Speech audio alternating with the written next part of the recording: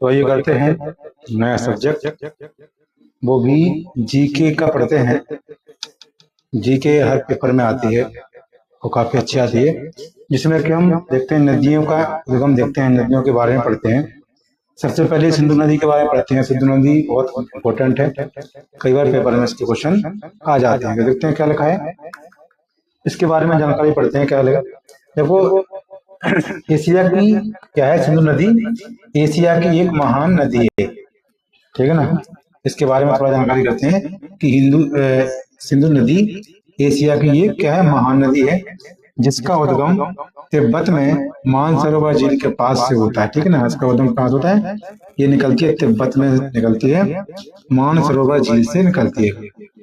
Paper में कई बार इसके उद्गम के बारे में पूछ लेते हैं कि सिंधु नदी का उद्गम कहाँ है, हम आराम से बता सकते हैं कि तिब्बत में मानसरोवर झील क्या है, इसका उद्गम या निकलने का स्थान है।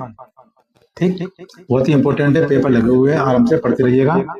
और यह चीन भारत, ठीक है ना। अगली लाइन में क्या कह रहा है, यह चीन अर्थात तिब्बत, तिब्बत किस में आता है, चीन में आता है।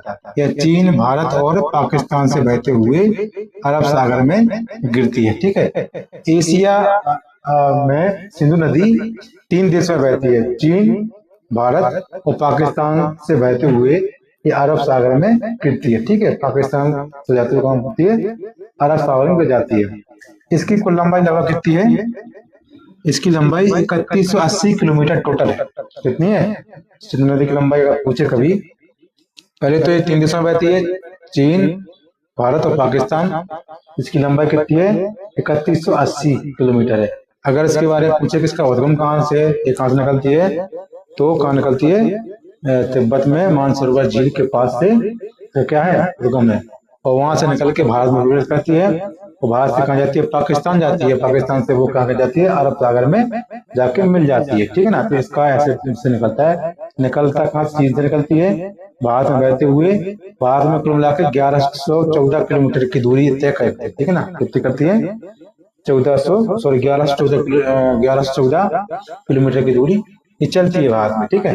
और भारत से जाके पाकिस्तान से में जाती है, पाकिस्तान सीधे अरब सागर में गिर जाती है, ठीक है ना।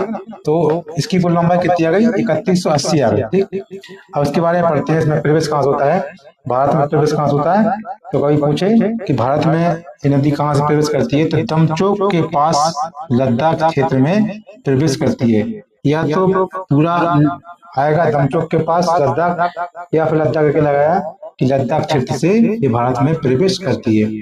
और भारत में कुल मिलाकर ये 1114 किलोमीटर की दूरी तय करती है, ठीक है ना। फिर 1114 किलोमीटर की दूरी तय करके कहाँ जाती है, पाकिस्तान जाती है, ठीक। अगर इसके बारे में पूछे कि इसकी सहायक नदियां कौन है, तो देखो पूरा क्लियर लिखा हुआ है कि बाएं तट से देखा जाए, बाएं तट पे कौन सी सहायक नदियां, झेलम। नदियों के क्या होती है, 2 तट होते हैं, दाएं बाएं, ठीक है ना।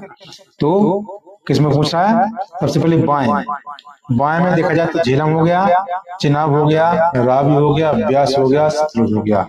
ये किसकी नदी, सहायक नदियां हैं, ये है सिंधु नदी की। कौन कौन सी हैं, झेलम, चिनाब, रावी, ब्यास, सतलुज।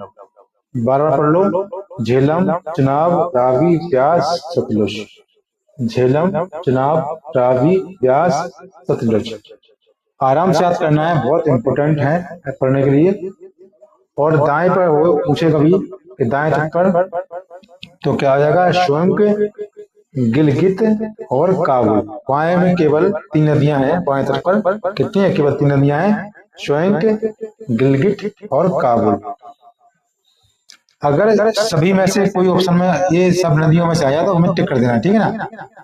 कौन सी सारी नदियां, इसकी सहायक नदियां, झेलम हो गया, चिनाब हो गया, रावी हो गया, ब्यास हो गया, सतलुज हो गया। और कभी स्वयं भी आ जाए, गिलगित भी आ जाए और काबुल आ जाए, तो क्या है इसमें, इसकी सभी क्या है, सहायक नदियां हैं। टोटल दाएं बाएं मिलाकर कितने हैं, ये लगभग सारी नदियां हैं, और उनको हम आराम से टिक कर सकते हैं। तुम्हें याद सब कुछ करना है, बहुत ही महत्वपूर्ण नदी है, पेपर में से क्वेश्चन बनते रहते हैं। तो इसके बारे में, इसका उद्गम स्थान, कितनी लंबाई भारत में चलती है और कहाँ जाके मिल जाती है, तो हमें सब कुछ इसके बारे में पढ़ लेना आराम से, पेपर में इसका बहुत इंपॉर्टेंस है, ठीक। तो पेपर लगे हुए हैं, आराम से पढ़ते रहिएगा। थैंक यू, धन्यवाद।